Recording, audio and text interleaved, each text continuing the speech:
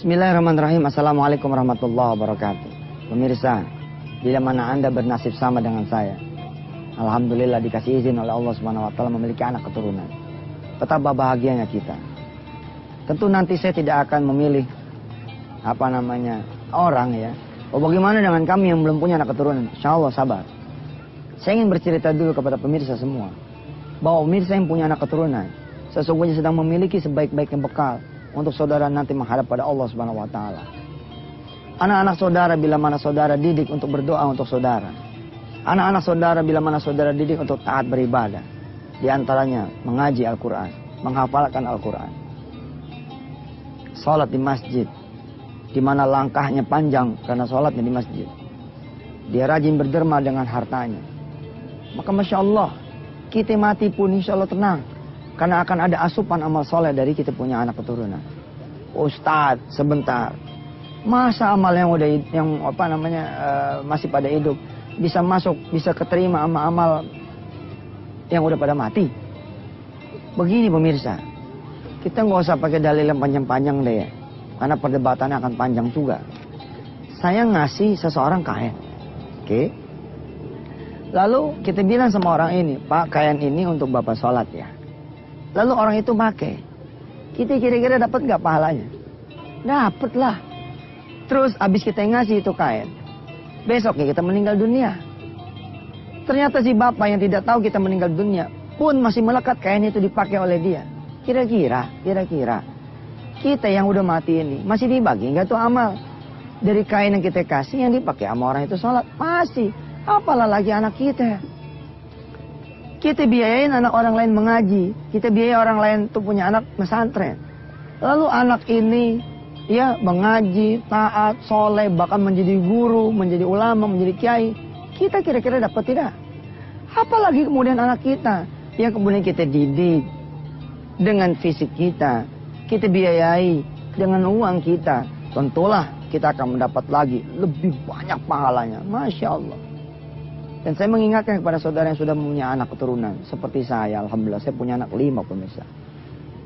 Wirda, Kumi, Kun, Hafiz, dan Aisyah. Saya berusaha mengajarkan kepada anak-anak saya ini. Kalian tuh mesti banyak berdoa. Doain papa, doain mama. Jangan masih hidup aja papa dulu pada didoain. Apalagi ntar papa mama udah pada mati. Ajarkan anak kita berdoa. Rabbi firli wali walidayya warhamhuma kama rabbayani shaghira. Ajarkan anak kita kemudian ya mendoakan kita supaya lepas dari azab, dari siksa kubur, dimudahkan di padang mahsyar, dimudahkan nanti di hari hisab. Betul pemirsa. Deposito kita tidak akan menyelamatkan kita kalau kita tidak pakai itu deposito untuk buat perbuatan yang baik. Anak kita insya Allah adalah anak yang sebaik-baiknya bekal buat kita. Kalau kemudian kita mendapati anak kita menjadi anak yang saleh, anak yang berbakti. Apalagi kalau kemudian anak saudara adalah seorang penghafal Al-Quran. Masya Allah. Ya, diajarkan oleh kita dia menjadi imam. Diajarkan oleh kita dia menjadi muadzin. Kita ajarin dia nih azan. Masih kecil kita ajarin azan. Allahu Akbar, Allahu Akbar.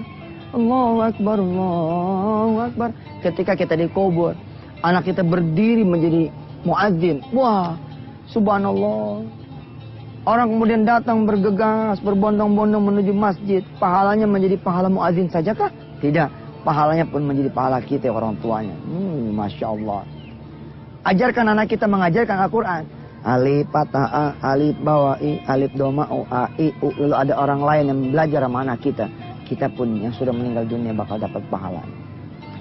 Yang paling merugi adalah yang punya anak keturunan, tapi dia tidak mendapati doa dan amal soleh dari anak keturunannya. Sampaikan rekaman ini, sampaikan kajian ini kepada siapa yang ingin memetik pelajaran. Bila mana dia punya anak, ajarkan anaknya doa, ajarkan anaknya beribadah agar mengalir pahalanya buat dia. Hatta nanti dia sampai dalam kuburnya. Dan ingatkan mereka yang punya anak keturunan. Jangan sampai kemudian dia meninggalkan anak keturunan yang bahkan dia untuk berdoa bagi dirinya sendiri, untuk beribadah bagi dirinya sendiri pun dia tidak mau.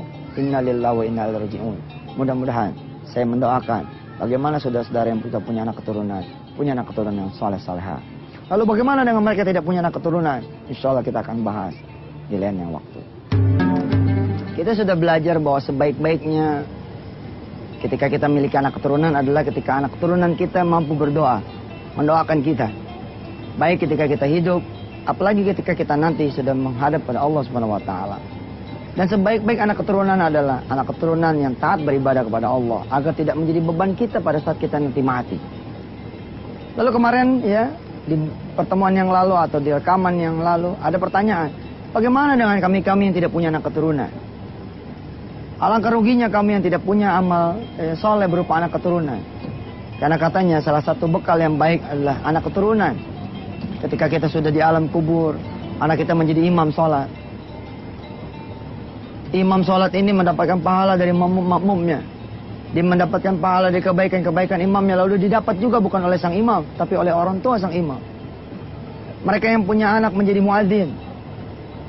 Di pembahasan yang sudah lalu kemudian ada pembahasan bahwa yang mendapatkan pahala bukan cuma anaknya yang menjadi muadzin saja. Tapi kemudian orang tua yang menjadi muadzin itu anaknya pun dapat. Bagaimana mereka-mereka yang punya anak keturunan menjadi pejabat-pejabat yang saleh, menjadi pimpinan-pimpinan yang jujur. Maka yang mendapatkan pahala bukan cuma anaknya itu, tapi juga orang tuanya. Terus bagaimana dengan anak-anak keturunan? Ya, bagaimana dengan orang tua yang tidak punya anak keturunan? Sebenarnya menggampang. Bagaimana gampangnya? Cari, didik anak orang lain, seakan-akan itu anaknya sendiri. Jadikan anak-anak itu bisa mendoakan orang tua mereka. Bila mana kemudian anak-anak itu mendoakan orang tuanya, insya Allah Allah akan menghadiahkan doa itu untuk Anda semua yang sudah menjadikan anak itu soleh karena biaya Anda. Jadikan anak-anak itu bisa baca tulis. Baik itu baca tulis Latin, apalagi baca tulis Al-Quran. Ajarkan anak itu bisa memiliki sendiri penghasilannya. Lalu menghidupi keluarganya dengan penghasilan dia. Ajarkan anak-anak itu kemudian menjadi orang-orang yang berguna, orang yang bermanfaat. Sehingga ketika dia menjadi orang yang berguna dan bermanfaat, maka apa yang menjadi kegunaannya, apa yang menjadi manfaatnya, itu juga akan mengalir kepada saudara semua. Lalu, tapi kan Ustaz tidak seperti anak keturunan sendiri. Ya memang, tapi insya Allah mudah-mudahan anak-anak itu kelak akan disuruh menemui kita di padang mahsyar. Carilah oleh kalian orang-orang yang telah membiayai kalian semua ketika di dunia. Carilah orang-orang yang ketika di dunianya memberi kalian pakaian. Carilah orang-orang yang ketika di dunianya kalian itu diberikan makanan dan minuman. Carilah orang-orang yang ketika di dunianya dengan rezekinya kalian menjadi orang-orang yang pintar, orang yang bermanfaat. Aku buka pintu surgaku untuk mereka semua. Ajak dan bawalah mereka masuk atas izinku. Begitulah Allah bilang kepada saudara-saudara semua punya amal soleh kepada anak yang lain. Insya Allah. Malah saya mengingatkan diri saya dan kepada kawan-kawan semua dari tayangan yang sudah lalu, dari rekaman sudah lewat, dari pembahasan yang sudah kita kaji. Bila mana saudara punya anak, tapi anak saudara jangankan mendoakan orang tuanya, mendoakan dirinya aja dilupa. Jangankan dia beribadah, ya lalu ibadahnya bisa nyampe ke orang tuanya, dia tidak beribadah buat dirinya sendiri. Aduh, inilah seburuk-buruknya anak keturunan. Mudah-mudahan Allah Subhanahu wa taala menjadikan semua yang melihat tayangan ini bisa menjadi anak keturunan yang saleh buat orang tuanya dan bisa memiliki anak keturunan yang saleh buat dirinya.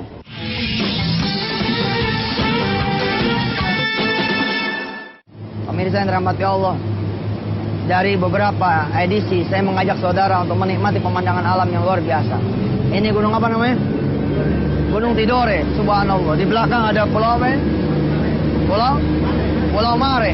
Nanti ada pulau lagi yang disebut dengan pulau Matara, Mayatara. Tempat di mana duit ribuan itu berada. Keindahan yang Allah tampakkan buat kita ini di dunia nggak ada apa-apanya dibanding keindahan apa yang nanti Allah akan sajikan buat siapa-siapa yang kemudian nanti masuk surganya Allah. Malah ainun ra'at, wala udhunun sami'at. Nggak pernah kata Rasulullah, surga itu bisa dibayangkan oleh mata, dibayangkan oleh pikiran. Pasti lebih bagus surga itu dari apa-apa yang kemudian kita nikmati di dunia ini. Sebagaimana orang-orang miskin yang pada pengen kemudian pelesir, sebagaimana orang-orang yang pengen berlibur, mereka berjuang mati-matian, mengumpulkan rupiah demi rupiah untuk kemudian bisa pergi pelesir. Sebagaimana itu pula mestinya orang-orang yang hidup. Dia siapkan bekal sebaik-baiknya bekal untuk menikmati surganya Allah Subhanahu wa taala. Kalau pengen surga, jangan kemudian tidur kebablasan sampai subuh, tapi tidak bangun tahajud. Pengen surga, tapi pengen gratis. Pengen surga, mbok ya sholat subuh lah. Kalau bisa sholat subuh di masjid. Pengen surga tapi recehan. Mana terbuka pintu surga? Punya duit 110.000, buka surga pakai 1.000-an. Mentang-mentang di dalamnya ada Pulau Mayatara. Janganlah, buka surga dengan pintu ya. Buka surga dengan harta terbaiknya saudara. Kita pengen surga, tapi kita di dunianya ini malas-malasan. Nggak mungkin kita bakal bisa pergi. Insya Allah, surga menanti buat orang-orang yang selama di dunia berjuang. Waman jahadu fina, lana dia naum subulan. Insya Allah.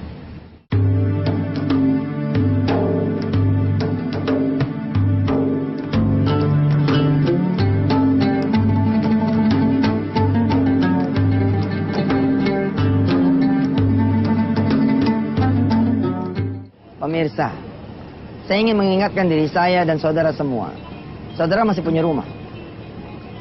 Di mana saat ini saudara masih hidup. Coba pikirkan, sebelum meninggal dunia, untuk menyerahkan rumah itu kepada Allah. Berani? Hanya orang gila yang mengatakan, oke, saya akan jual rumah saya akan sedekahkan kepada Allah.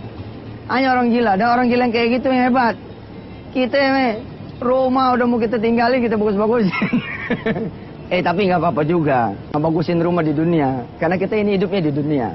Tapi yang tidak boleh kita lupakan, kita bangun rumah kita nanti di kuburan. Kita bangun kuburan kita ini sebaik-baiknya tempat. Yakni dengan cara apa? Apa yang menjadi harta kita? Ada yang ditukar untuk menjadi bekal kita di alam akhir nanti. Tentu akan lebih hebat lagi buat saudara semua yang punya rumah satu-satunya. Tapi saudara belah. Rumah itu saudara belah. Berapa duit itu lakunya? Misalkan 100 juta, saudara belah. Saya banyak loh orang-orang kayak gitu. Ada yang bilang kepada saya, Ustaz, saya samina waton sama antum. Anak punya rumah, anak jual 95 juta. Luar biasa. Ini bukan rumah yang ratusan juta. Bukan rumah yang miliaran. Rumah 95 juta. Kebayang sama kita kan rumah 95 juta, ya kira-kira begitulah. Apa dia bilang? Saya hanya ambil 5 juta Ustaz. Untuk saya ngontrak. Hidup kira-kira 1-2 tahun. Saya cari kontrakan yang kira-kira 1 tahunnya 2 juta. Wow, luar biasa. Lalu 90 jutanya. Tolong Ustaz, cari di mana masjid yang lagi ngebangun. Berikan ini uang saya kepada mereka. Cari masjid yang lagi direnovasi. Berikan ini uang kepada mereka. Cari madrasah juga yang sudah doyong, yang kelasnya ambruk. Berikan sebagian dari uang yang 90 juta untuk mereka. Allah subhanallah. Saudara punya kendaraan. Berapa? Ada yang 1, ada yang 2. Yang 2 harusnya nggak usah mikir. 1, lepas. Buat bekal saudara di alam akhirat nanti. Jangan kemudian mati, mobilnya masih banyak. Nggak ada yang diberikan kepada Allah Subhanahu wa Ta'ala. Ustaz, saya punya mobil 10. Tapi sudah saya kasih ambulan ke tempat yang lain. Saya sudah kasih kemudian mobil jenazah ke tempat yang lain. Nggak apa-apa kalau begitu mah. Ini yang saya bilang. Mobil banyak, tapi tidak ada yang dibawa ke alam akhirat. Jangan sampai begitu, rugi. Lebih hebat lagi bila mana saudara punya mobil satu-satunya. Lalu saudara berani belah itu mobil. Allah karim. Ada yang datang kepada saya. Ustadzuna, yes, ada apa? Ustadz, ini saya bawa uang buat bantu pesantren antum. Ya, ini juga uang buat bantu pesantren yang lain. Tolong Ustadz yang kasih kepada pesantren yang lain. Tolong Ustadz yang kasih kepada anak-anak yatim, kepada janda-janda miskin, pada para du'afa. Terus saudara pakai apa? Oh, saya sudah kelamaan pakai mobil. Hebat betul. Dari mobil itu belum lunas sampai lunas. Untuk lunas saja 3 tahun. Setelah lunas saya pakai mungkin 2-3 tahun. Mobil saya udah 5 tahun umurnya. Nah kemarin saya kemudian gantian pakai kepada Allah SWT. Saya bilang sama Allah, saya sudah pakai 5 tahun. Gantian Allah yang pakai. Hebat sekali itu. Yang rugi adalah saudara punya harta. Tapi sama sekali saudara tidak mau bawa ke alam akhirat. Saudara punya istri, apalagi masih muda. Rugi saudara kaya-kaya. Nanti istri saudara itu kawin lagi. Akhirnya yang kaya. Suami barunya istri saudara. Waduh. Saya kalau jadi orang kayak begitu, saya bangun dari kuburan saya cekek itu suami yang baru. Enak aja loh, gua yang bangun, gua yang kaya, lu yang enak. Salah ente. Kenapa ente kemudian melupakan akhirat ente? Insya Allah jangan sampai begitu. Cari dunia, nikmati dunia. Tapi jangan lupakan hari akhir saudara. Cari dunia. Dan siapkan bekal terbaik buat anak-anak saudara. Tapi jangan lupakan bekal saudara sendiri. Anak-anak saudara belum tentu ingat kepada saudara. Kalau sudah mati, mereka punya kesibukan masing-masing. Jangan anak saudara, kita aja lupa sama orang tua kita. Lupa doa, lupa nengokin kuburannya. Apa kuburannya itu penuh dengan belalang. Ilalang. Apakah kuburan orang tua kita masih ada? Kita tidak pernah tahu, tidak pernah nengokin. Apalagi kita. Punya anak keturunan, belum tentu anak keturunan kita ini ingat kepada kita. Tentu saja, kasih pendidikan yang terbaik. Agar anak-anak kita ingat kepada kita. Saya Yusuf Mansur, mudah-mudahan saudara mulai berpikir. Apa ya yang bisa saya jual? untuk kemudian saya bawa ke alam akhirat. Apa ya yang bisa saya jual untuk bekal saya nanti menghadapi perjalanan yang begitu panjang. Perjalanan yang dimana 1 tahunnya itu, 1 harinya, itu seperti perjalanan 50.000 tahun. Subhanallah.